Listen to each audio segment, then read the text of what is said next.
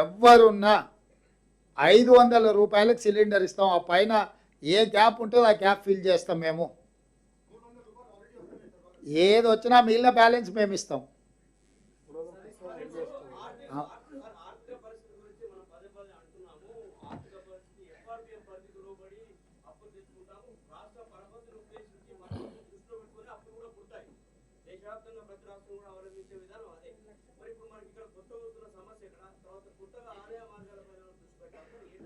ఇప్పుడు మంచి ప్రశ్న అడిగినాం.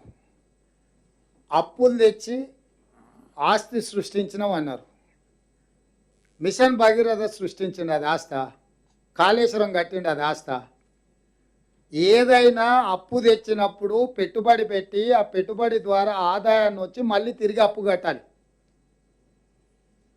ఈరోజు మీ ద్వారా చంద్రశేఖరరావు గారిని, హరీష్ రావు గారిని నేను అడుగుతున్నా, మిషన్ భగీరథకు 50,000 కోట్ల రూపాయలు అప్పు తెచ్చిండ్రు.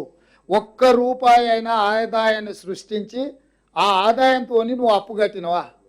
1,00,000 కోట్లు కాళేశ్వరానికి అప్పు తీసుకొచ్చిన, ఒక్క రూపాయి అయినా కాళేశ్వరం కట్టి ఆదాయాన్ని పొంది ఆదాయం కట్టినవా?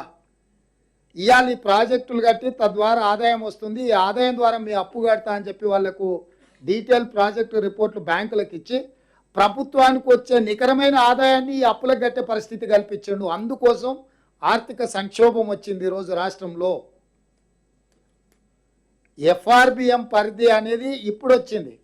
ఎఫ్ఆర్బిఎం పరిధిని బైపాస్ చేయడానికి కార్పొరేషన్లు సృష్టించి అడ్డగోలుగా అప్పులు తెచ్చి నిండా ముంచుతుంటే ఇదిగా ఒక విధ్వంసకరమైన విధానానికి ముందుకెళ్తుందని కేంద్ర ప్రభుత్వం తీసుకొచ్చి ఏ కార్పొరేషన్ ద్వారా ఏ రకంగా రాష్ట్రం అప్పు చేసినా ఎఫ్ఆర్బిఎం పరిధిలోకి తీసుకొచ్చి ఆ కొలబద్ద పెట్టి కొలుస్తామని కట్టె తీసుకొని వాళ్ళు కూర్చున్నాక ఈ లెక్కలన్నీ బయటకు వచ్చినాయి.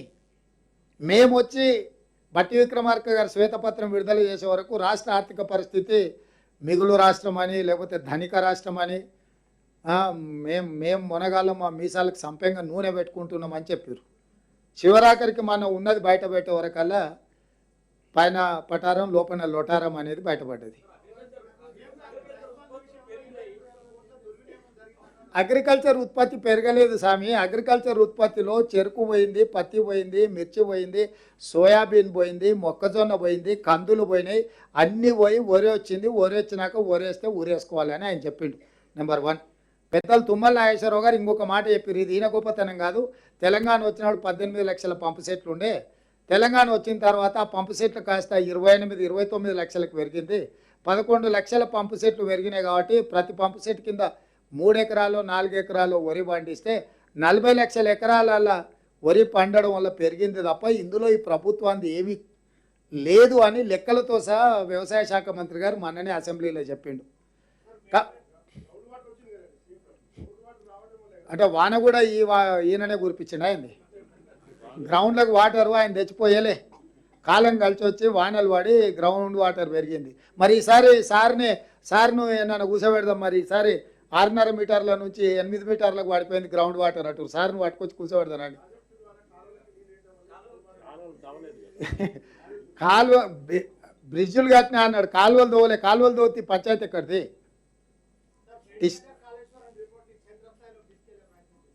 ఇక మీరే తీసుకెళ్ళాలి. మా ప్రయత్నం మేము చేసినాం, మేము చెప్పాల్సింది చెప్పినాం, చూపించాల్సింది చూపించినాం.